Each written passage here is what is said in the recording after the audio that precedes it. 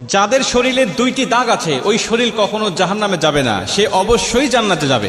হাদিসটি সহিহ তিরমিজির 1669 নম্বর হাদিস এবং সহিহ আত-তারগিবের 1376 নম্বর হাদিস। হযরত আবু উমামা রাদিয়াল্লাহু তাআলা আনহু হাদিসটা বর্ণনা করেছেন।